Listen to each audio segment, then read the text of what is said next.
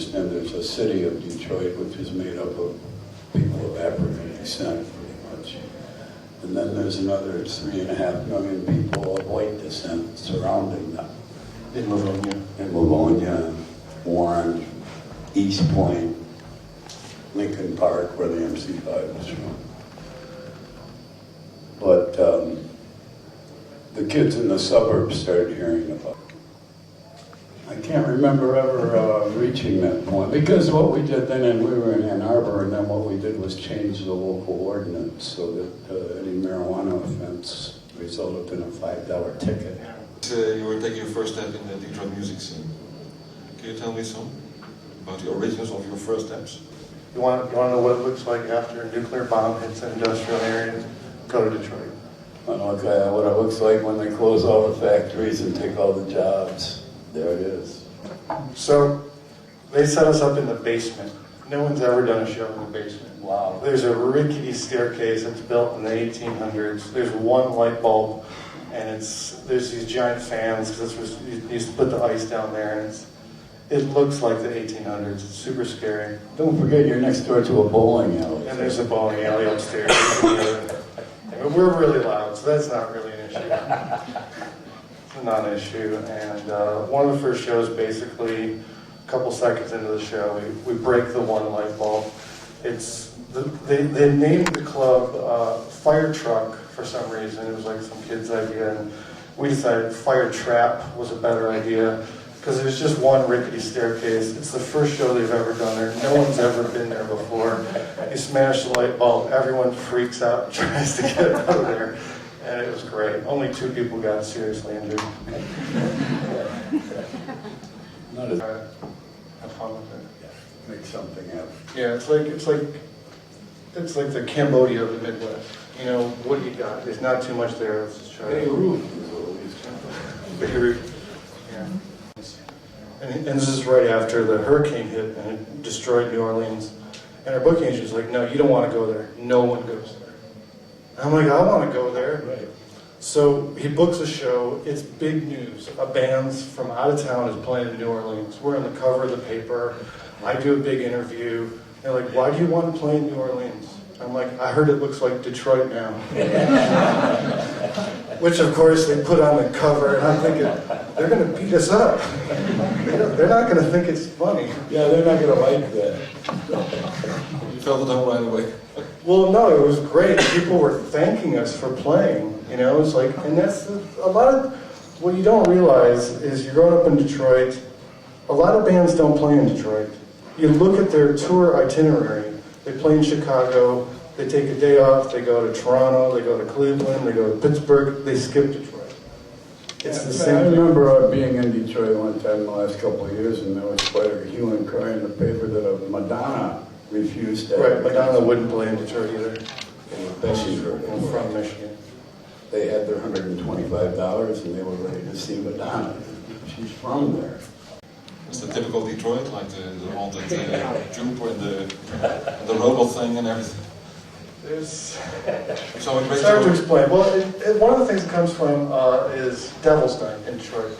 We do a lot of Devil's Night related shows. One is called Devil's Robot's Birthday, which suggests that in Detroit there's a history on the night before Halloween, the devil, who's a robot, walks down the streets of Detroit and kids hit him with sticks until candy comes out, which may or may not be true. And what you don't realize, I don't know if you ever heard of Devil's Night, it's the night before Halloween, everyone burns down the houses and the buildings and the cars and stuff. And Well, they have a lot of abandoned buildings. yeah, sometimes it's abandoned, sometimes they try to burn down the abandoned house and yours catches on fire because you live next to the abandoned. So a couple years ago they had the idea, let's change the name.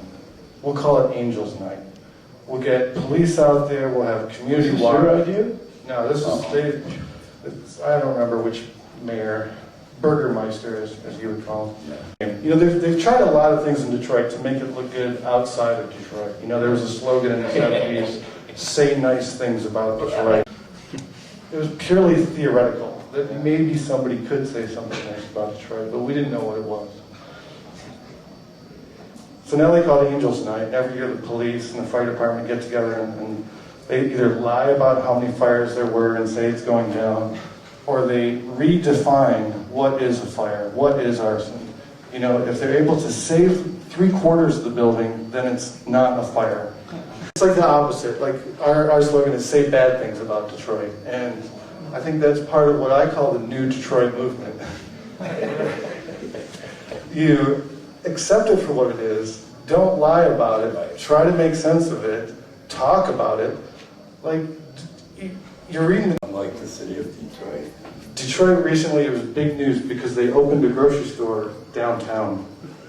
They don't have a grocery store. They have these things called party A stores. party store is where you buy your liquor.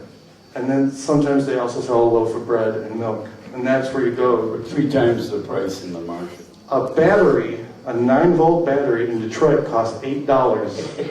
That's 12 euros. Yeah. And you know, when your friend moves to Chicago or New York, you celebrate, like you got out, you made it, you survived. Good work. New Orleans, great. Amsterdam, it's like a real achievement. Yeah, that's like what they have.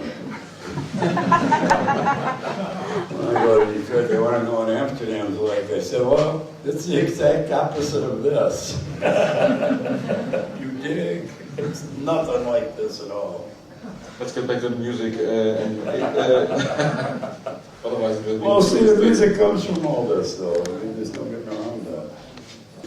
Yeah. It's like there's since No no one reward. is successful, there's no way to make money. You can only be creative. There's such a strong creative competition. You have the total liberation of not having to shape what you're doing to There's- your there's- success because it won't be forthcoming, so you might as well forget Since it. there's no real goals, you know, economically, you can just what is music? What's fun? It's for fun, you know.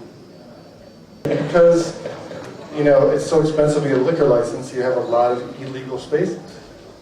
You know, you don't realize that you're in a club like this big, and you know there's 600 people there. The police come, they drag every single person away to jail, and you're like, what the hell? What did I do? I thought I was going to an art gallery. True that. It, And while I was doing this, I was recording with them at the Contemporary Arts Center in Detroit, where they were raided last summer, and they came in and arrested everybody and took them out. And in the Corktown Tavern in the shadows of Tiger Stadium, which they were demolishing at the time. But I realized these kids, they were exactly the same people we were 40 years ago. It was kind of exhilarating. They had exactly the same outlook. They were approaching making music from the same perspective for fun because they liked each other. And it was, I like that. There's a lot of young artists. There's, like he said, there's a lot of, I had a record I was trying to get out. I went to Warren. I said, man, you got a studio. Can you help me master this record? And he said, sure, man. That's the way they are there. Well, I like that. Otherwise, I would have to pay somebody a lot of money. And the fact there's still, I don't know, 20 billion people in the world that don't have internet access. Or a computer. Yeah, so I think there's a lot of music out A there. lot of people in Detroit don't have a computer, I'll bet you It's, that. I was gonna mention Ethiopia or something, but really it's Detroit. Please. It's like a third world country. There's a lot of land in Detroit where nothing's going on. There's a lot of parking lots and abandoned buildings that have grown over. They're completely wild. So it's pretty. They have deer and pheasants Deer saw a fox. in the city. I don't know the German word for fox. Fox. By John Sinclair. Didn't know he wrote poems. Go to see the 40th anniversary of the Detroit Artist Workshop. In your building. John Sinclair walks up there, and the other guys, they're holding a piece of paper like this, and they're reading it. They're talking slow so everyone can understand it. And John Sinclair walks up there, and it's like this, okay? You just saw a couple old guys, and he stomps up there. He doesn't have a piece of paper, and he just starts going, Mickey Mantle, John Coltrane. Like, holy crap, that's what poetry's all about. It's like, you didn't know. Sorry. well, that's a nice conclusion, I think. Yeah, I like